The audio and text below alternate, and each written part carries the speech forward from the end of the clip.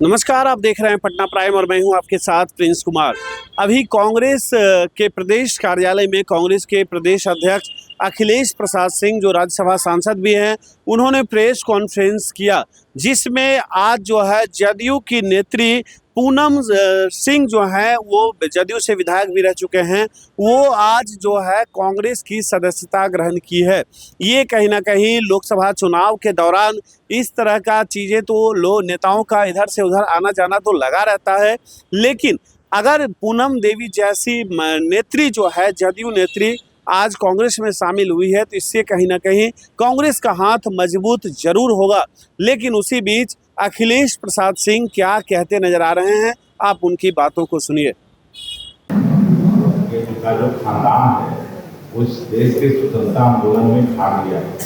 British हुकूमत से आज़ाद कराने में पंडित नेहरू जी 8-9 साल जेल में बंद रहे। भारतीय जनता पार्टी की स्थापना, जिसमें आदरणीय गिरिराज जी काम करते हैं, आज़ादी के बाद उनको क्या मालूम है इस देश के इतिहास के बारे में। आगा जो जिसको वापस ले आना चाहिए था, यहाँ के अरबों रुपए चुना लगा के लोग चले गए, अब उनकी बात नहीं हो रही। देश में 22 अरबपतियों का 16 लाख करोड़ रुपया माफ कर दिया गया, इस पे चर्चा नहीं होती है। तो चर्चा तो वो होनी चाहिए। जो मेन इशू है, जो जनता को तंग तबाह कर रही है, उस पर चर्चा क्या है। बेरोजगारी दर में भारत अभी छोटे छोटे मुल्क, जो गरीब मुल्क हैं, श्रीलंका हो, पाकिस्तान हो, बांग्लादेश हो, उससे भी ऊपर चला गया, उसकी बात नहीं होती। महंगाई ऐसी बढ़ी, कमर तोड़ महंगाई है कि गरीबों के थाल से दाल सब्जी तक गायब नहीं, उसकी चर्चा नहीं हो रही। अगर आपकी सरकार बनती है तो इसके अंदर है कि बिहार को विशेष राज्य का दर्जा चाहिए, कि झारखंड बनती है तो बिहार की सारी व्यक्ति झारखंड कैसे चलेगी। अगर आपकी सरकार केंद्र में बनती है तो क्या बिहार को विशेष राज्य। हम लोगों ने अपना मैनिफेस्टो राहुल गांधी जी की जो यात्रा हुई 4000 किलोमीटर की, और फिर 6,500 किलोमीटर ईस्ट से वेस्ट की यात्रा हुई, हाथ से बॉम्बे, उसमें लाखों करोड़ों नौजवानों से मिले, और उसमें जो बातें कही गई हैं कि हर गरीब परिवार के एक महिला को 1 लाख रुपए देंगे, हर युवा को 1 लाख रुपए अप्रेंटिसशिप की बात उसमें की गई है। उसमें किसानों के MSP को कानूनी गारंटी देंगे ताकि डिस्ट्रेस सेल नहीं हो सके। तो हम लोगों ने तो अपनी बात कर दी, बाकी सब पार्टी का अलग अलग ये है, उसमें कोई टीका टिप्पणी नहीं हो सकता। लेकिन ये जरूर है कि बिहार के साथ आज तक सौतेलेपन का व्यवहार होते रहा। 2000 का विधानसभा में मैं काम करता था, उस समय बिहार का बंटवारा हुआ था झारखंड से। उस समय का आप निकाल के देख लीजिए, अब तो फोन में सब कुछ है। उस समय के तत्कालीन गृह मंत्री LK आडवाणी जी ने भाषण किया था कि हम बिहार को हरियाणा और पंजाब में, बिहार को 1,82,000 करोड़ का पैकेज दें।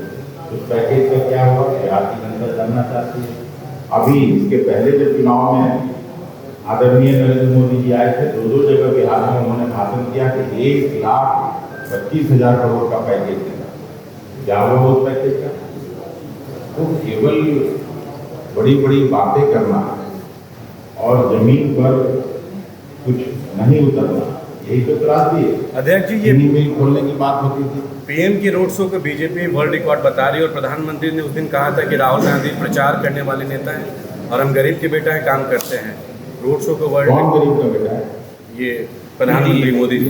मोदी जी गरीब के बेटा हो सकते। उन्होंने खुद कहा। अभी तो दुनिया भर के धनवान उनके दोस्त हैं।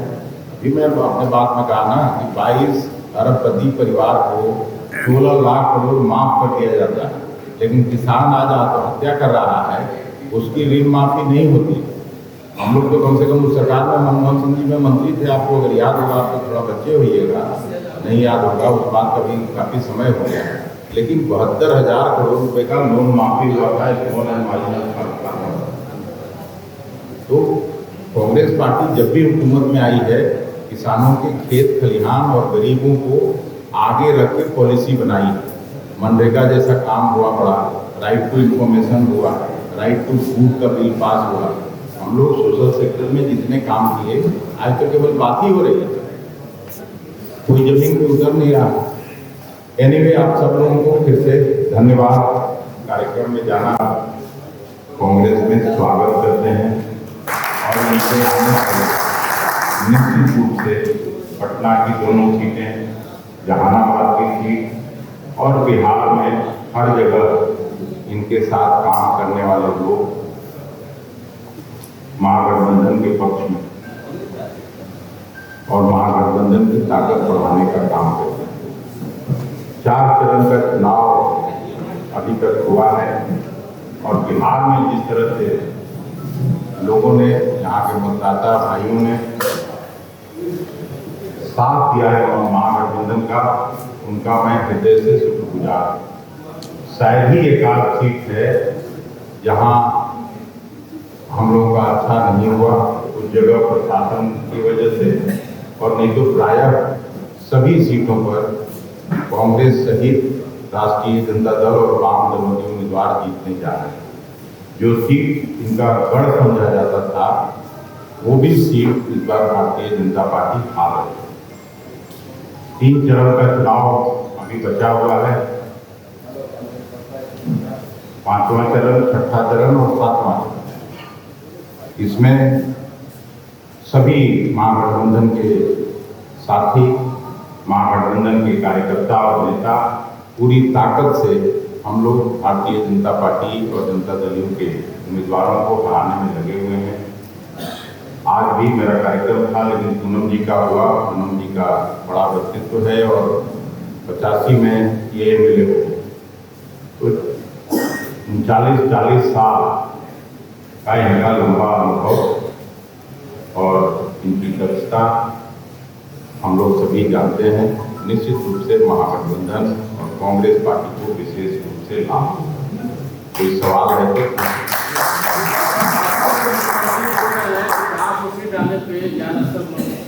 मंदिर बनवा दें, वही असम के मुख्यमंत्री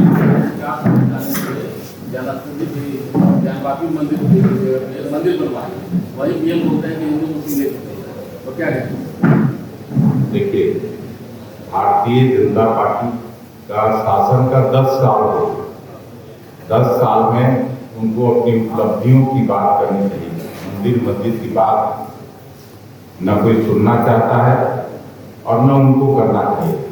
उन्होंने देश की जनता से वायदा किया था कि 2 करोड़ लोगों को नौकरी देंगे, युवाओं को, लेकिन 20 करोड़ रोजगार नहीं दिया होता अगर नौकरी देते तो। वो 20 करोड़ और 2 करोड़ तो नहीं मिला, ऊपर से इनकी जो पॉलिसी है जीएसटी की और नोटबंदी की, उसके कारण लाखों नौजवान बेरोजगार। प्रधानमंत्री जी 19 के चुनाव जीतने के बाद लोकसभा में और राज्यसभा में मैं भाषण सुना हूँ बैठ के कि 2022 में किसानों की आमदनी को हम दुगना करेंगे, उस पर चर्चा करी जाइए चुनाव। आमदनी तो दुगना नहीं हुआ, उल्टे महंगाई के कारण 100 रुपये पार डीजल हो गया, 100 रुपये पार पेट्रोल हो गया। उसकी वजह से जो लागत खर्च है किसानों का, वो 3 गुना 4 गुना हो। तो जो रियल प्रॉब्लम है उसकी बात नहीं करते हैं और मंदिर की बात करते हैं। मंदिर से जो हिंदू है किसको विरोध हो सकता है?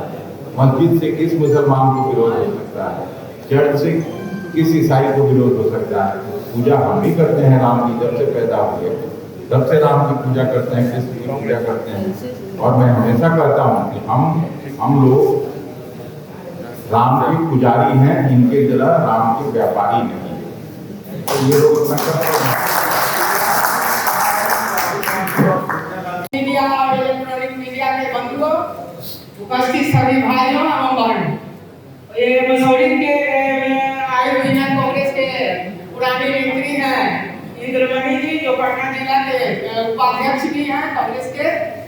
तमाम सभी भाइयों एवं बहनों, सबसे पहले तो हमारे बहुत नए पत्रकार लोग जुड़ गए हैं, नए लोग भी जुड़ गए हैं, उनको पता नहीं होगा कि हम 1985 में कांग्रेस से जुड़े थे और इसी सदाकत आश्रम में ही आए थे पहली बार। और कांग्रेस से जुड़ने के बाद मसौरी से हमको विधानसभा का टिकट मिला था और मसौरी से हम काफी वोट से वहां से चुनाव जीते थे। उसके बाद 1990 में भी चुनाव लड़े, लेकिन कुछ समय का ऐसा माहौल था जिसके वजह से मात्र 259 वोट से हार गए। फिर 1995 में भी हम कांग्रेस के टिकट पर चुनाव लड़े तो 3,500 वोट से हार गए। फिर 1996 में सभी लोगों का विचार हुआ कि बाढ़ से इनको लोकसभा का चुनाव लड़वाया जाए। उस समय बाढ़ में लोकसभा क्षेत्र था, नीतीश कुमार जी थे, विजय कृष्ण थे और हम कांग्रेस पार्टी थे। तो उस समय लोकसभा का चुनाव हार गए थे। फिर जो माहौल बिहार का एक ऐसा बना जिसमें लोगों का विचार हुआ कि कांग्रेस की स्थिति क्षेत्र में दिन प्रतिदिन खराब होते जा रही है, खास करके ये सब जगहों पर, तो आप ना है तो समता पार्टी में आ जाइए। तो मेरा दुर्भाग्य कहिए या सौभाग्य कहिए, हम कांग्रेस पार्टी छोड़ करके समता पार्टी में चले गए। तो आज हम यही कहना चाहेंगे, किसी राम जी को 14 वर्ष का वनवास हुआ था, लेकिन हम 24 वर्ष के वनवास काटने के बाद फिर हम पुनः सदाकत आश्रम में आए हैं।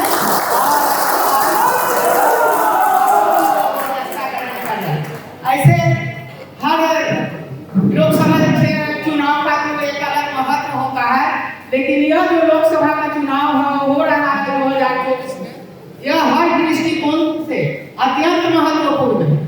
इस चुनाव में हमारे देश के, हमारे प्रदेश के और जो भी हमारे जिला के जो इकट्ठे हुए हैं, मैं तमाम सभी लोगों से यह कहना चाहती हूँ कि अगर आप इस देश के नागरिक हैं और देश को बचाना चाहते हैं तो सबको एक होना पड़ेगा।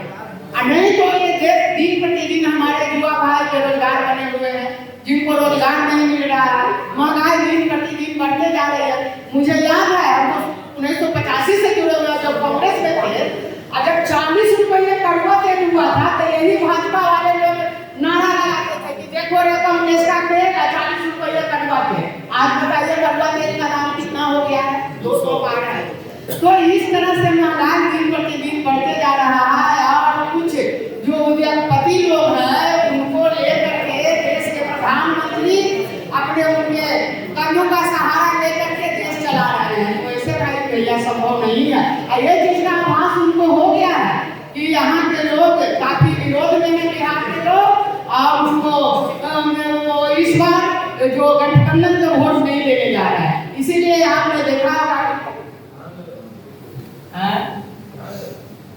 और आप देखे होंगे कि परसों जो पटना में रोड शो हुआ, आज तक हमारा जीवन में प्रधानमंत्री को ऐसे रोड शो करते नहीं देखे, जो सड़कों पर आ गए हैं। सड़कों पर आकर के सब लोग आगे चल रहे हैं। उसके बाद प्रधानमंत्री के रोड शो का बहुत बड़ा असर पड़ा है। तो कांग्रेस का गढ़ है, तो जब कांग्रेस का गढ़ है तो यहाँ रोड शो करने का क्या जरूरत, कोई जरूरत नहीं था, तो रोड शो करने आ गए।